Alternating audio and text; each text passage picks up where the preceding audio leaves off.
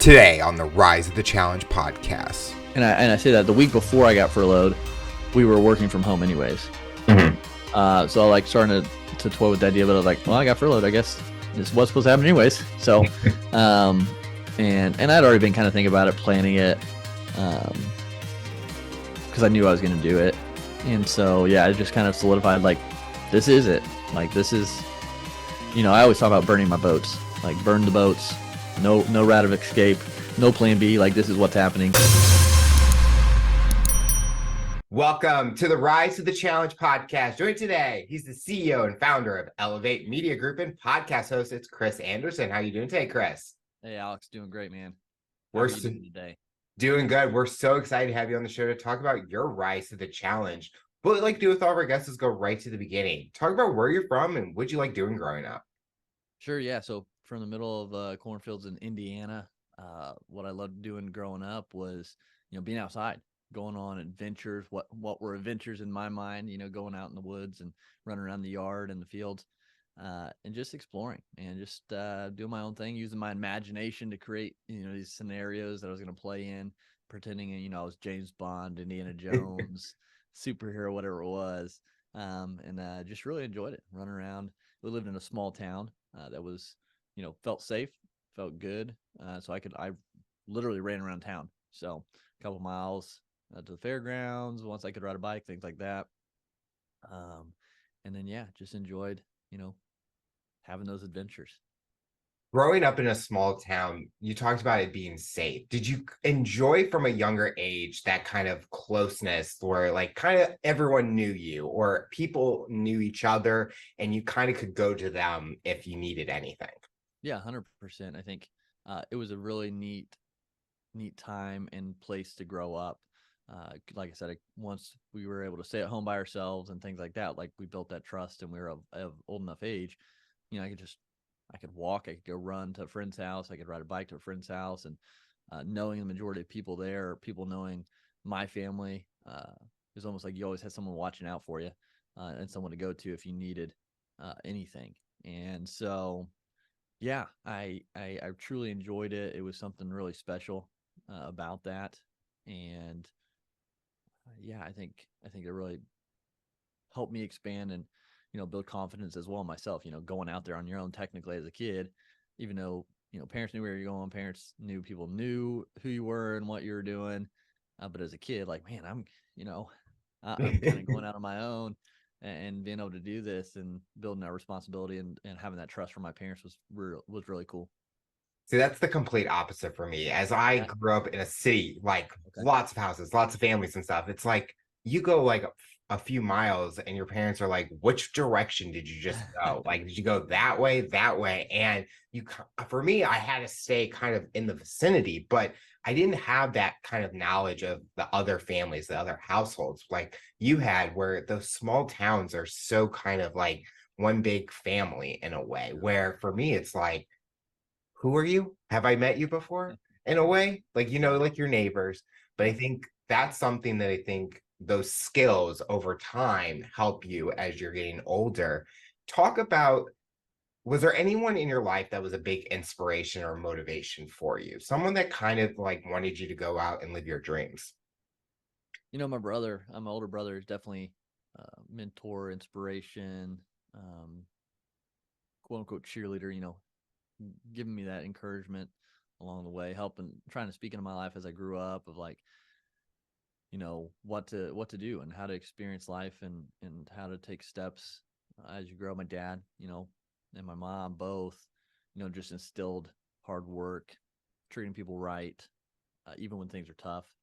And so I think I was truly blessed growing up with great siblings. I have an older sister and a younger sister as well, and they're all, they all did their thing. And so I kind of gleaned courage from them and, gave me motivation to continue and eventually do my own thing. And, my grandparents, always super loving, and instilled like more faith in me as well. That's a big part of my journey. My story is just faith in God and Jesus and things. And so like growing up with them and be able to learn from them and spend time with them was awesome. So yeah, a lot of great close mentors and motivators in my life, thankfully.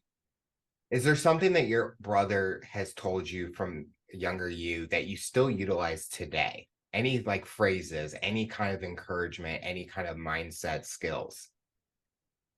Yeah, I feel like he gleaned a lot of his perspective from Rocky Balboa. Growing up, he's an '80s kid, and life's gonna knock you down. It's gonna beat you up sometimes. That's part of it. But you gotta know what you're fighting for, so you can get back up, and just keep moving forward. And you're gonna get handed losses sometimes, but never keep moving forward. You know, crawl, walk, whatever it is, run. Just keep taking those steps forward. So You talked about how you and your siblings had your own thing that you guys were out doing. What was that for you as you're getting older? Did you find that passion in one specific area or something that was interest for you? yeah, for me, I always had the heart or the idea that I want to just help people, and that's what got me in athletic training. So athletics, I was always in athletics growing up, and I had some injuries, and our athletic trainer really helped me. It's like that's cool. I love sports. I love helping people. Let's combine them. That's what I'll do. So I went that route. Then I realized um, I'm stubborn, and my wife would attest to that. I'm stubborn, and I don't necessarily like being told what to do. I'll listen, but I'm not a big fan of that. And so, like, finding eventually that, like, for me, being in a 9 to 5 job, I got tired of people telling me what my time was worth, like how much money I could make, what I could do with my time, and when I could take time off. Hmm. And it just got to the point where, and I started also like learning a lot about personal development, business development. And it got to the point where I was like, life's short, life is precious. I can do more. I can still help people in a different way, but also create a life that I, enjoy, and do it for us and not somebody else. So that's kind of been me in a nutshell, I guess. You talk about athletic training. What were those injuries that you took upon and Sure. dealt with? Yeah. So I had my good fair share of them. You know, uh, pulling. I had like a grade 3 hamstring tear. At one point, I had a really really bad bout of turf toe. Which you think of turf toe, you're like, oh, that's nothing. It's your toe. Man, I tell you what, that hurt real bad when you have to run and push off and do corner kicks and things like that. And then I actually thought I re-injured my hamstring and stuff, because of the pain I was having in my legs. But it turned out to be after high school. I graduated, found out, hey, you have a broken vertebrae. Oh, um, so it's just kind of floating around in its spot, and that's why you're having all these nerves issues when you stand and sit for not long after that. And so, I actually had spinal fusion surgery coming out of high school. That summer after I graduated high school, before I went to college, had spinal fusion surgery. So that was a big one. I mean, I've separated my sternum and collarbone here on my right side, which doesn't usually happen. Usually, you break your collarbone before that ligament and ruptures because it's a thicker ligament. I somehow just happened to rupture that one and tear that one instead of breaking my collarbone. I separated this shoulder on the outside AC joint from the shoulder and the other end of the clavicle. So I messed up that. I have I basically I had someone come around and push me at practice and put their hand here, and it just popped all down my sternum. So I have a lot of issues with like cartilage there, with popping and things. Broke ribs, severely bruised ribs. Um, yeah, just a lot of bumps and bruises.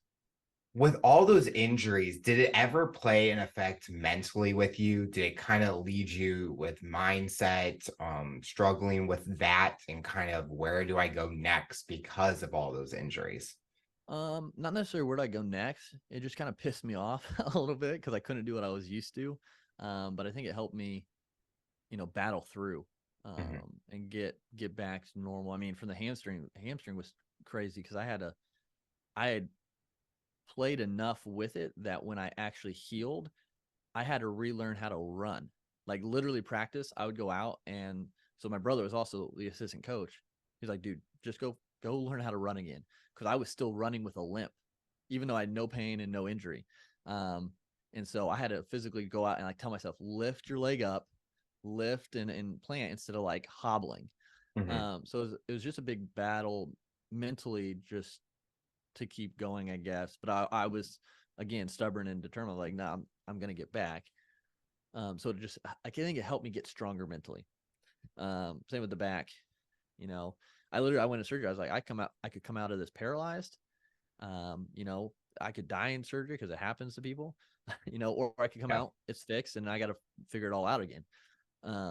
So like you know, just prepared for whatever. So I think it's really helped me build a stronger mental mindset. And now, you know, I sign up for marathons with the intent to train and get ready for it, and I end up not doing it.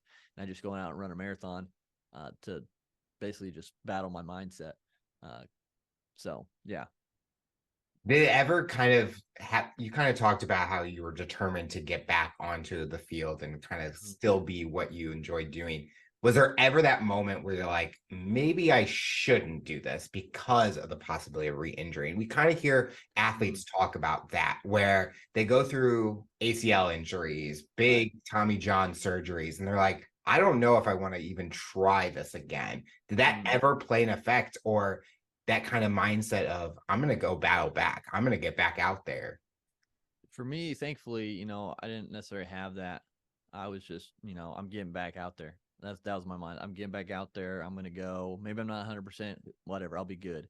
And I mean, same with my back surgery. So I had back surgery. The next day, they have you walking Mhm. after spinal fusion, and it's about 6 months recovery window. So I had that 6 months. Literally, the day I got cleared, fully cleared from the spinal fusion surgery, I played intramural soccer that night.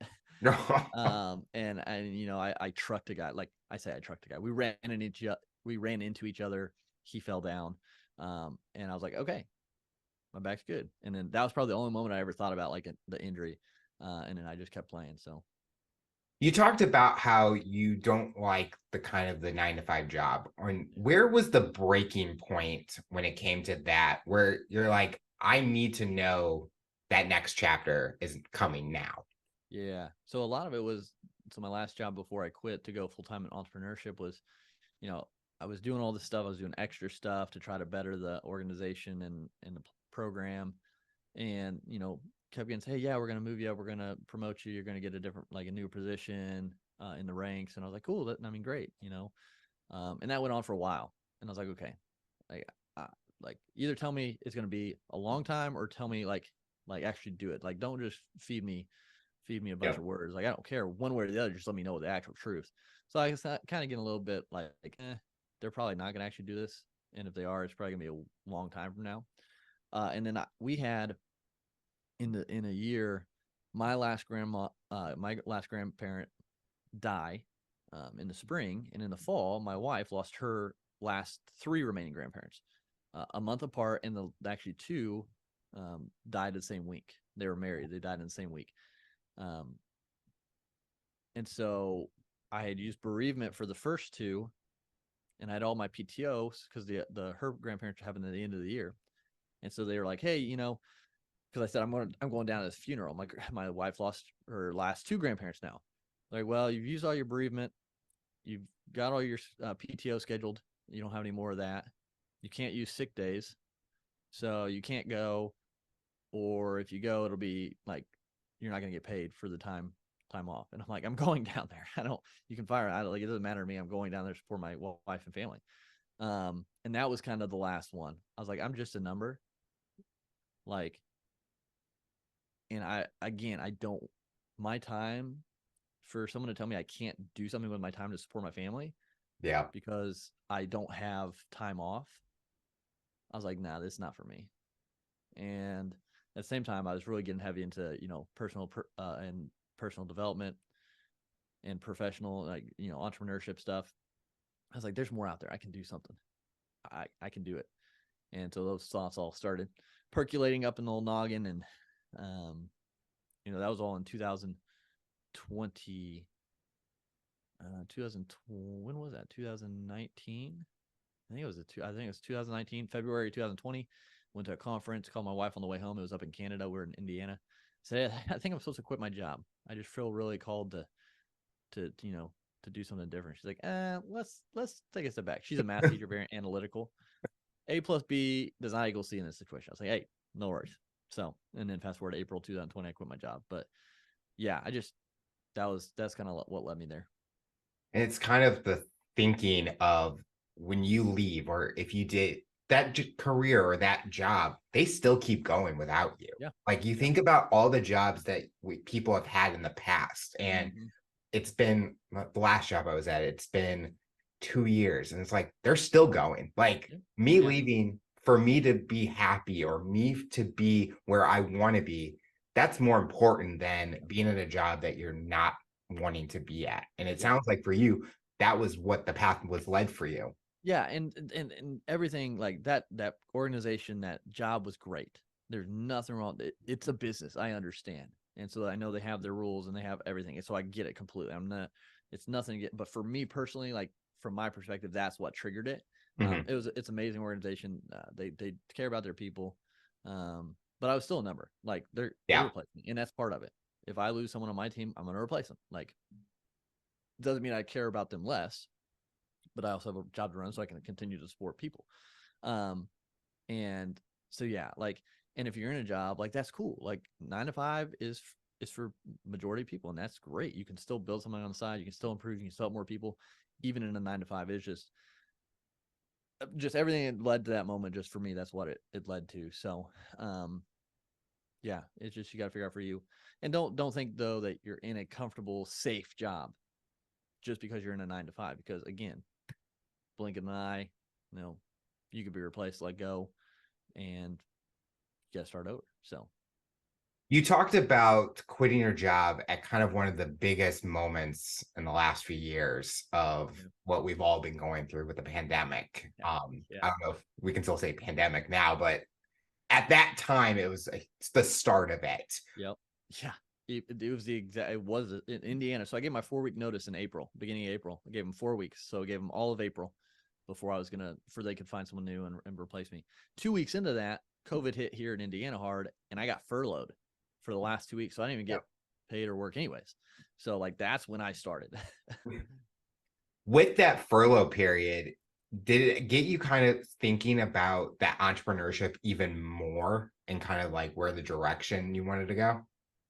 A little bit. So like, and I say that the week before I got furloughed, we were working from home anyways. So I like starting to toy with the idea, but I was like, well, I got furloughed. I guess this is what's supposed to happen anyways. So, and I'd already been kind of thinking about it, planning it, because I knew I was going to do it. And so, yeah, it just kind of solidified, like, this is it. Like, this is, I always talk about burning my boats, like burn the boats, no route of escape, no plan B. Like, this is what's happening. And that's kind of what it was. Talk about that next chapter, that next direction. What was going through your mind? What was the concept, and where did it lead to? Yeah, there is so much. Did I make a mistake? Is this truly what I was supposed to do? How am I going to do this? Hey, money's running short. What are we going to do? Like everything. Because at the time it was just me and my wife. We didn't have kids yet. And it was just, I didn't really have a plan. Like, I didn't have a business plan. I had an idea of what I wanted to do, and that idea was a failure. It failed. That first go about. It wasn't until 2021 that Elevate Media Group, I started that.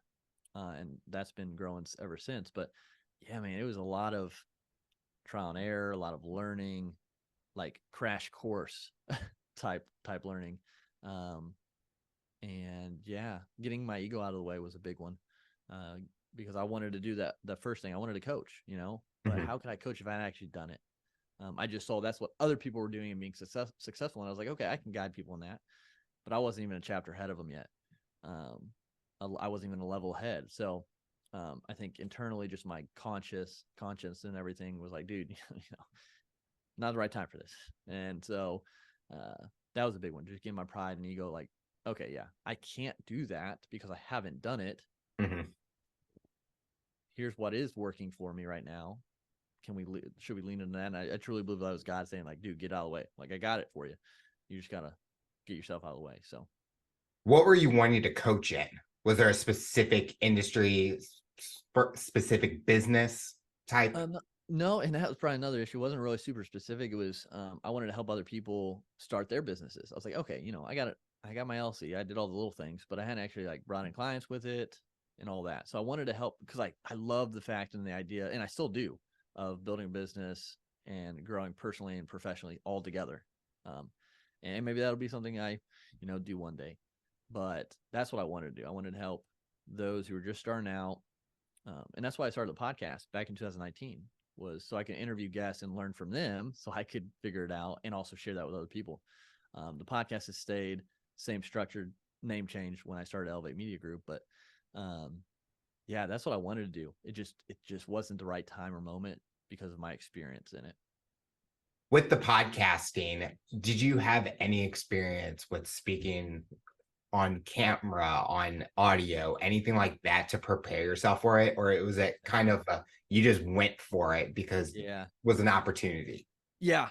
So I hadn't done any speaking camera in person, and I did video from the start. So I hadn't been on camera doing anything. Lewis Howes School of Greatness is a podcast I started listening to that really got all these ideas going, that branched out to other people I listened to from that. And I said, okay, Lewis is doing this. He's got his program. Granted, he's been doing it probably 5 years when I first started listening to him. So he's had experience to lead people in this way. But I was like, okay, he's doing it. There's possibility out there.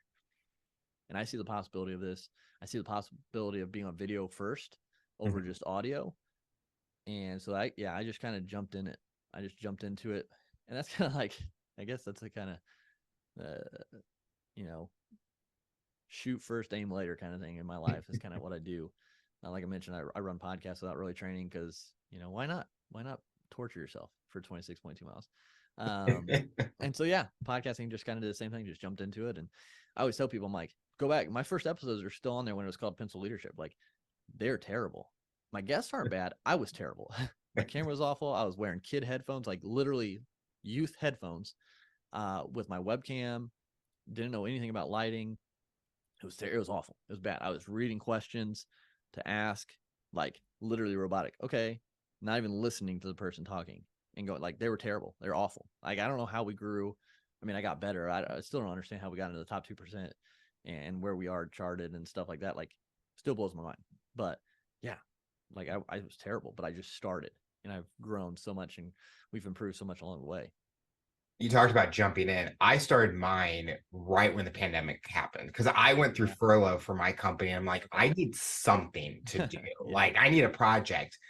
I did YouTube videos when I was younger, and I'm thinking, oh, I can make the transition and stuff. But you talked about looking back at the first episode, and I'm 3.5 years in, and I look Right. at that, I listen to that first episode, I'm like, what was I even doing back then? And Yeah. you look at where I'm at now, and it's kind of like you grow. It's Oh yeah. basically a video audio way of seeing your growth in an industry that Right. without you saying, am I hitting this marker? How am I on camera? You have visual proof of how you are growing with it. What's the biggest skill podcasting has taught you about yourself? Taught me about myself. It's helped me be a better listener. Um, is a big one, and it's kept me humble, I think, as well, because I'm learning from people all over with all sorts of creeds, races, like everything. And so I get to listen and take things away from everyone that I talk to, no matter if we agree on things or don't agree on things. And so that's been a neat thing that I've been able to improve upon. And I think it's helped me. I've always talked to people pretty well, like pretty easily, new people. I feel like I can connect with people and keep it laid back, relaxed, and let people kind of put their guard down a little. So I think it's improved that aspect of a skill I've had. So Is there a guest that you've had that there was a message that they said that kind of connected with you or maybe your audience that it really connected with? oh, yeah, I mean, there's been so many. Um, we've had so many great guests with some great messages and experiences that they've shared. Like to pinpoint one would be hard. Yeah, we've had so many truly really great messages and stories come out from the Elevate Media podcast for sure.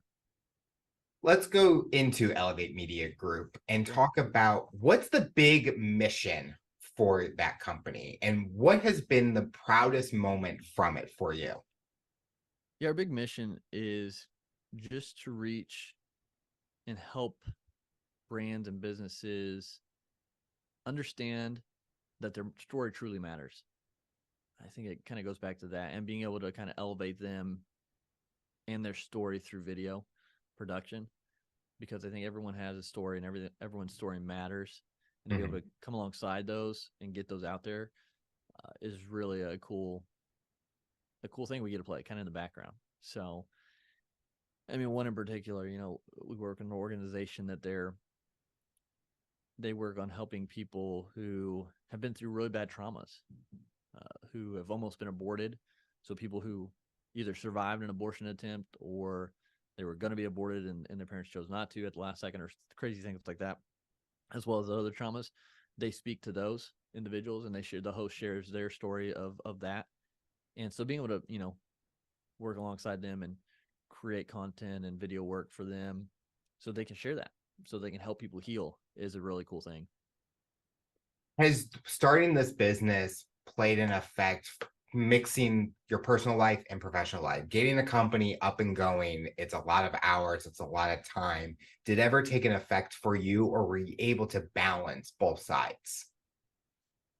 Yeah, no, to me, there's no balance. I say harmony, because of what you said. Of there is a lot of hours, and um, you've got to prioritize everything, and so you got to find that harmony. So maybe it's a little less sleep than you're used to be able to spend time with family, but still get things done. And so yeah, I don't. It kind of just all kind of flows together, but you have to make sure you have those guardrails and barriers up. When it's family time, it's family time. When it's work, and sometimes they harmonize. Sometimes I'm doing work while I'm watching my kids during the day, because on the days that I don't send them to my mom, I still have to I still have stuff I need to get done, but I'm still able to be present with them. Um, they might be playing, and I am doing some emails, and I shut that and I can focus. So it's just like a harmony. You got to figure out what works for you, and and tailor your schedule the best you can to do that. So for me, there's no real balance, because that means something might have more priority over the other, or you're giving less time to something and more to the other to make it balanced. So harmony is kind of how I look at it. Earlier in the episode, you talked about having that full control of your time and how working that 9 to 5, it was taking the time away from you. Looking at at that statement, do you feel that you're fulfilling that requirement that you have for yourself, where you're fulfilling the time that you want? You're able to do the things you want to do, but still enjoy the things that you like to do also. Oh yeah, 100%. When I was in the 9 to 5, it's like I'm working so hard. Like I'm doing my absolute best. I'm trying to improve that and go above and beyond, just because that's who I am. Not that I'm better than anyone. That's just my mentality, and I'm doing it for someone else. I'm doing a great job. Like I won an award for the company, and I'm like, why can't I do this for me? Like, why can't I just work this hard for me and build something of my own that I can pass down, I can offer to, kids and grandkids and things like that. So if I'm putting all this work anyways, if I'm spending all these hours doing something for someone else, why not just do it for myself? So yeah. And it's nice because, you know, right now in Indiana, we don't necessarily want to, but because of the weather, but I was like, maybe tomorrow, you know, I'll go golf in the morning. Like, just decide to go golf, or like I'll take the kids and we'll go to lunch. We'll just go hang out at Panera or something and get lunch. Or, if we get ahead on stuff, and I'll just say, hey, kid day, what do we want to do? We want to go to the zoo. What do we want to do? And so having that freedom and flexibility um, is definitely worth it for sure. Where do you see next for Elevate Media Group? Is there that vision on expanding what kind of things you do within the company, or where the direction goes? What do you have that fun vision at? Yeah, sure. So we're actually kind of in that moment right now where we've started focusing just on video podcast editing, and we were doing great in that. And then we started to improve, and we started to invest into bigger and better equipment then now we do in-person production. So, we can go on site and record brand stories for businesses. We can do interviews, course videos, and then take that and do, talking head for social media and break it down. So now we're doing more than just getting files from people and editing them, but we're actually going and creating for these brands, businesses, individuals, and again, providing their story in different ways. So we're expanding into that aspect. So we've got kind of 3 tiers under Elevate Media Group. Now we have Elevate Podcast, which is video podcast editing. We have Elevate Productions, which is your business promos, your business reels, your business like brand stories, commercials, interview type stuff, documentary type interviews. And we have Elevate Events, which is like weddings. So we brought someone on the team who's super, super awesome at weddings, parties, conferences, things like that. So that's kind of the next stage. It's just building out these tiers, getting them, to that 10K or more months now on these 2 new ones, and just continue to scale those, continue to be able to support the people on the team. And yeah, I would love to get to the point where we're also sponsoring some organizations at a higher level. That'd be fun. We haven't dialed in on which organizations yet, but be able to give back in that way would be cool. So with a lot of companies that maybe do similar things that you do, what's the biggest, if you had to describe what's your advantage than those other companies, what do you specialize in when it comes to that?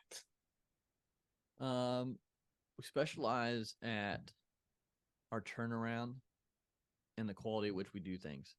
So we might not be the cheapest out there, but the time frame which we can turn around projects and at a high quality, at a high professionalism, is one of the things we do better than a lot of companies out there. And then just our professionalism on site when we go and record the guys. I mean, when they're out there, it's cool to watch them do their thing, and at that level and with that professionalism, because sometimes we're going on. We have a handful of skilled trades, individual businesses that we go work with. So like being on site, you're not only working with their business, but you're also a lot of times either at someone else's business or at someone's home. And so being able to see them work with all that, and just how well they put stuff out there, and then they're open to ideas or revisions, but they get things done quick and at a very high level. So We talked earlier about what did video podcasting teach you about yourself. What would you say is your strongest attribute as a CEO and founder of a company compared to where you saw as a worker in a company and you're looking at your CEO in that format? What is your strongest attribute as a CEO? Yeah, I think a couple. I think one would be empathy. I think I do well, and I try to have empathy with either the people on my team, people we're working with, or the people who are interested in our services, understanding where they're coming from when they bring an idea or a thought or a concern. So seeing it from their perspective, understanding best I can, that perspective, and just empathizing with it.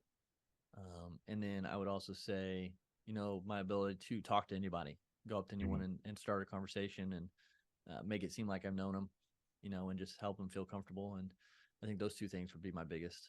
Looking at your journey that you've been on, you've had some highs, lows, and everything. Was there ever a moment you look back and you had those low points, but it has helped you grow over time to where you are today? Yeah, definitely have had low points. I think they've all helped me to get where I am today. And a lot of it kind of goes back, how we talked about my injuries early on. It just built that stronger mindset because we've endured and we've pushed on through. And so it's built, stronger faith in me. Yep. And it's also built, a stronger mindset. And I think I've become a little bit more even keeled for everything. So, when lows happen, I spend less time in the low. And when highs happen, I spend less time on the mountaintop. I understand that this too shall pass no matter what, the low or the high. And so I'm grateful for both, because both, have their place. Um, we've lost clients. We've, had lean months. We've done it all. We've been all of it. Just like a lot of people on their journeys. And so like thankful for those moments because they've taught different things, resiliency. They've taught, maybe where we had a leak or where something was wrong in our system that we had to fix. So definitely had those moments, and they've all been growing moments. And then when you've got super successful things happen or super good things happen, it's just a reminder to be grateful.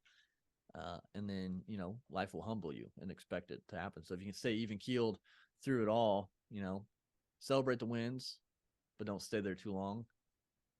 Feel the losses, understand the not so good moments, and they're real, but don't stay there too long. And so that's been something really that I've learned along the journey for sure. I always feel those low points are kind of needed to help you really kind of learn about yourself in those situations. If it's thoughts that you've had, lost of someone, or you've battling back through trauma, addictions, and all those things help you grow. And you kind of talked about it where you take those lows and turn it into those positives and kind of get yourself out of it, try to get back into it. Think of that, even from a company standpoint, when you have the loss of clients, it's not like the end of the world's right there. You go out there and you try to find more clients, you build it even more. So it's a very learning point that a lot of people listening will be able to relate to because they're kind of figuring out, what do I do next? How do I get myself back on track or back into that positive mindset to continue the path that they're on? Yeah, it's a perspective. It's a perspective, no doubt, that you have to have. If you lose a client, it's okay. Why did we lose this client? Like, where were they unsatisfied? What could we do better? And Yeah. then, maybe they lost stuff, so they don't have funds. It's like, okay, there's really not much we could have done except lower our prices, which then you have to make a decision: can we do that for that client or not? And so it eases the burden a little bit. Hey, you know, we could do this or we couldn't have. Whatever. It is what it is. We have more space now to bring someone on who needs us. And so just continue to move forward. If it's, whatever else it is, it's perspective. You know, why am I feeling that way in this moment? Why am I frustrated? Why am I upset? Why am I angry? Why am I happy? Okay. Mhm. And then what's the true reality of the situation? Like it, it, it, it is what it is. It's happened, and you just take a step forward to improve and move forward. At the very beginning, you talked about how you enjoyed being outside, and behind you is a Captain America shield. And I'm getting Indiana Jones vibes from the hat that's on Yep. that chair. Yep. What about, is it kind of fun that you look back at that was something you were so passionate about at a young age, and it's still something that you enjoy now, where I look back at things that I enjoyed as a kid and I still get the joy out of it, playing it, watching it, and everything now? For sure. Yeah. I think part of that is all about, I want to make a difference. I've always wanted to make a difference and help people in my own way, and put that adventure, that excitement of like the unknown. Yep. Except only known thing really is that there's unknown out there to find and to figure out. Um, and yeah, it's fun. It's, I listen to some of my like pump up jams is actually like the instrumental uh, song from Avengers Endgame when Cap is he's standing there against Thanos' whole army before everybody comes out through the portals. Like that one right there. Like I'll listen to that, pump myself up before a lot of things. Because I visualize that. I visualize, myself, you know, standing up in front of whatever might be ahead of me to build this thing. And then I remember why I'm doing it for. And that Indiana Jones fedora actually my brother gave to me when I Oh, was probably not even in middle school yet. And so it's kind of a reminder of Indiana Jones, but also like him and everything he's done for me along the journey too. So which is a funny story to that. The only thing I asked for my wedding, I said, when we get married and the pastor is introducing us, Hannah, can, as he introduces us, say welcome them to their new adventure, have the Indiana Jones theme song play, and my brother put the fedora on my head, and I'll carry you out of the church. So that's the only thing I I love actually it. want. And I talked her into it eventually. She wasn't about it, but so pastor started saying that. the song started coming on. Joe came, reached, put that on my head, and I carried her out of the church to the Indiana Jones theme song. So I love funny that. little story of that. That is just to me creativity. Like you take like something weddings and it's kind of very traditional what it Yeah, is, and then when you add something like that, and especially it kind of matches to what you do now with content and kind yeah. of media group, it just shows like your personality in Mm-hmm. that. And from just hearing it, I mean, I can't believe I guessed Indiana Jones, and Yeah, like that was kind of like how people think you could have. Someone would probably look at the hat and probably have a different kind of what they thought it would be. yeah. But I just love that kind of fun that you had with it. Is that something now in your personal life that you look at the fun, creative side? Does that give you creative power in outside of the work area? Would you Yeah, say? I would say so. Yeah. Um, it's definitely, my big thing when I was little was I would do things. I would get chairs and some blankets and stuff and create something. And my dad would be like, "What is that again?" I'd tell him, he's like, "Oh, okay, I guess I see it." And I was like, "Dad, you got to use your imagination." Like that was like my tagline growing up. Like you got to use your imagination. And I feel like I still kind of do that. Like I imagine this business. I imagine building something, and I imagine where it's going to go. And so being able to go out there each day and be creative and like, okay, let's try this. Yep. Let's try doing this. Okay, this works. Okay, great. Let's stick with that. Now let's try this. So yeah, it's fun. When your kids watch this episode years from now, what's the biggest thing you want them to hope that they've learned from you, from your journey and what they've been going through today? Yeah, I hope if they're watching this one day and they think about that, I hope it's that to persevere despite any hard challenges that they might have, anything in life they might be facing, because life's not fair. But you can continue to go forward and make the best positive impact that you can. And don't let anyone tell you what you can or can't do. Just go out and live your life the best you can. Um, and always try to leave it better than you found it. When you're not working, what does Chris like to do for fun? What's something maybe people don't know that you like to do? It's a good question. Um, I feel like I have so many like little odd things I do. Um, what would someone not know that I like to do? I mean, I enjoy just going taking care of our chickens and turkeys. I guess not everyone knows I have that. I just like being Okay. outside with them and doing that. Um, I like to read, which I'm not. I didn't used to like to read, which is crazy, but I have over 800 books on my shelves now. I've not read them all, but I have a fascination with books, I guess, and just learning. Um, what else? I would say, yeah, I don't. I guess there's not. I just enjoy life, man. Whatever I can do, something new, and just experiencing it. Yeah, I was waiting for you to say, since you mentioned golfing, just golfing in the I do like snow. golfing. Yeah, I do like to golf. Golfing in extreme weathers. I Oh, mean, yeah, I don't know about that. I mean, I run marathons for quote unquote fun without training. I don't know if that's shows how crazy I am, I guess. And a little screws loose for doing that, but is there like a special marathon race that you want to compete in, or at least do to say that you did it? yeah, I would love to do Boston. New York's on the list. I've done Chicago, Indiana, the Indianapolis Marathon. I think those would be, the New York and Boston would be cool to say I've done. Um, just to do those.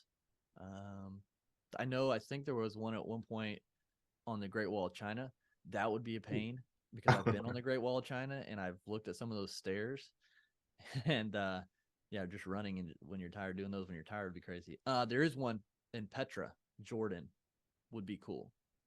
To run. I think you finish at the it's it's in Indiana Jones Last Crusade. That's where they go, but it's the big building in the wall. The name escapes me now. But you run through the um, the canyon there, and you come out to that in Petra. That would be really cool. So there are a couple places. The final question I'll ask you, for someone that's listening to this interview based on your journey and experience, what tips or advice would you give them to overcome obstacles, accomplish their goals, and rise to the challenge? Hmm. Yeah, that's a great question. And, my pastor said if it's not good, it's not the end. And I kind of piggyback on that. If you're doing something and you're having challenges, you're having some friction, you're probably doing the right thing, because with working out, with learning anything comes challenge, comes discomfort. So if Mhm. you're trying to expand, if you're trying to get stronger, if you're trying to get better at something, it's going to come with challenges. So if it's a smooth ride, maybe reassess what you're doing, um, because there should be a little friction there. But remember, though, it's not the end. Uh, if you're going through things, and that your story matters, again, your story matters, and someone might be out there waiting to hear it, or they might be waiting to see or be a part of what you're creating or trying to create or thinking about creating. So don't let them miss out, uh, due to fear or due to any imposter syndrome. Well, Chris, I want to thank you so much for coming on the show and talking about your rise to the challenge. You're inspiring so many people, and we're excited to see what the future looks like for you. I appreciate it. Thanks so much for having me on.